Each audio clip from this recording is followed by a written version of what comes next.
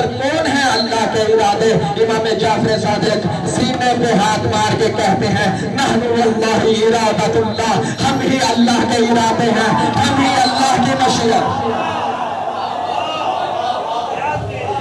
امام صادق نے تو فرمایا کہ ہم ارادت اللہ ہے، اس کی دلیل کیا ہے؟ اس کی دلیل یہ ہے کہ امر پروردگار یہ ہے کہ جب بھی وہ کسی چیز کا ارادہ کرتا ہے ہو جا تو ہو جاتی ہے۔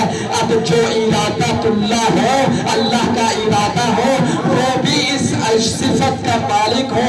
اگر وہ کسی زندہ پر نماز پڑھا دے تو وہ مردہ ہو جائے، اگر قبر پر ٹھوکر مارے تو وہ زندہ ہو۔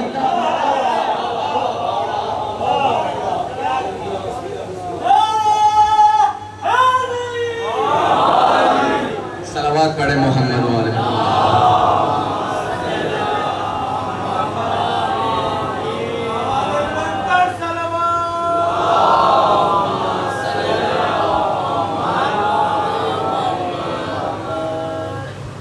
اچھا میں ایک واقعہ بیان کر دوں، باتوں سے باتیں نکلتی جا رہی ہیں، کیا کروں؟ ایک شخص ہے جو وقت کی امام کی خدمت میں آتا ہے، وقت کی حجت کے پاس آتا ہے اور آ کر کے کہتا ہے کہ ابن رسول اللہ کو عطا دیجیے۔ فرزند رسول فرماتے ہیں کہ ابھی میرے پاس کچھ نہیں۔ وہ خاموشی سے مطمئن ہو کر کے بیٹھ جاتا ہے، لیکن تھوڑی دیر کے بعد ایک ذاکر آتا ہے، وہ آ کر کے کہتا ہے کہ مولا آپ کی جد کی بدعت میں میں نے کچھ لکھا ہے۔ مولا فرماتے ہیں پڑھو۔ وہ پڑھتا ہے، امام غلام کو حکم دیتے ہیں جاؤ کمرے میں جاؤ اور وہاں سے اشرفیاں اٹھا کر کے لے آؤ۔ وہ لے آتا ہے، امام سے دے دیتے ہیں۔ اسی طرح وہ پہلا قصیدہ ختم کرتا ہے، کہتا ہے مولا میں نے ایک اور لکھا ہے۔ امام کہتے ہیں پڑھو، توجہ میری جانب، نتیجہ حسین ہے۔ وہ دوسرا پڑھتا ہے، امام پھر غلام کو حکم دیتے ہیں، غلام لا کر کے دے دیتا ہے۔ تیسرا قصیدہ پڑھتا ہے، امام تیسری مرتبہ عطا کرتے ہیں۔ اس نے کہا مولا اس کے لیے نہیں کہا تھا، آپ کی دعا کی ضرورت تھی، مولا کے قدموں میں رکھا اور چلے گیا۔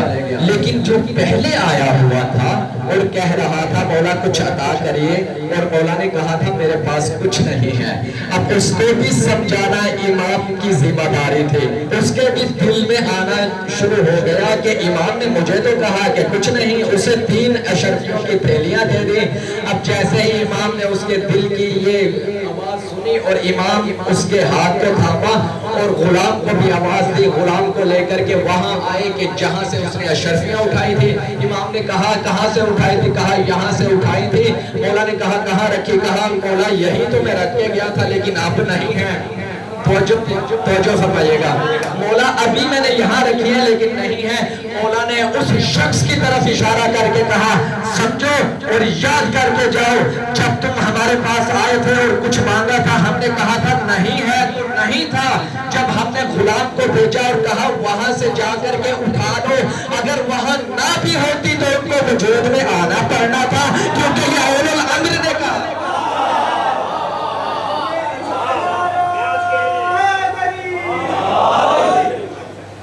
اور بھی بہت سارے واقعات ہیں، جیسے ابا سلط کو امام تقی علیہ السلام کہتے ہیں۔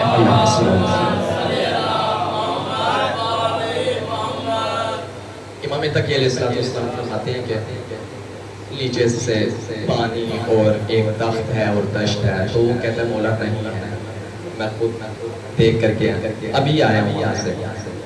یہ جو ابا سلط ہے یہ مولا کی بہت نزدیکی صحابی ہے۔ اب جو یہ فرما رہے ہیں یہ بھی درست کہہ رہے ہیں کیونکہ انہوں نے دیکھا تھا، لیکن جب امام کہہ رہے ہیں تو نہیں ہے تو بھی اسے وجود میں آنا ہوگا۔ اور بہت سارے واقعات ہیں، ایک صلوات پڑھے محمد والا۔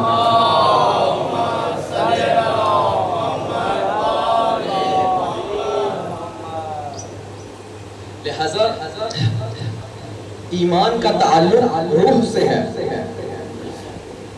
اور پروردگار عالم اپنی جانشینی کا وعدہ مسلمان سے نہیں مومن سے کر رہا ہے، صاحب ایمان سے کر رہا ہے۔ اور اس کے ایمان کے بھی درجات ہیں، ایمان کے بھی جس جناب سلیمان ایمان کے 10ویں درجے پر ہیں، حضرت ابو ذر اس درجے پر نہیں ہیں، روایات وہ کثیر تعداد میں اس ایمان سے، لہذا ان ساری چیزوں کو آپ جوڑتے جائیں، اور صرف ایمان خالی بھی نہیں چاہیے۔ دیکھیں آیت پر توجہ کریں، آہستہ آہستہ انشاءاللہ ترجمہ کروں گا تو واضح ہو جائے گی۔ وَعَدَ اللَّهُ الَّذِينَ آمَنُوا مِنْكُمْ وَعَمِلُوا الصَّالِحَاتِ، ایمان لائے اور عمل صالح کیا، یہ دو چیزیں ایک دوسرے کے ساتھ لازم و ملزوم ہیں، یعنی ایک دوسرے کے ساتھ جڑی ہوئی ہیں۔ جب یہ دو چیزیں ہوں گی تو پھر اللہ کا وعدہ رونما ہوگا، جو جانشینی کا وعدہ ہے۔ بس میرے عزیز دوستو، یہ فرش اعتزار جو ہم بچھاتے ہیں،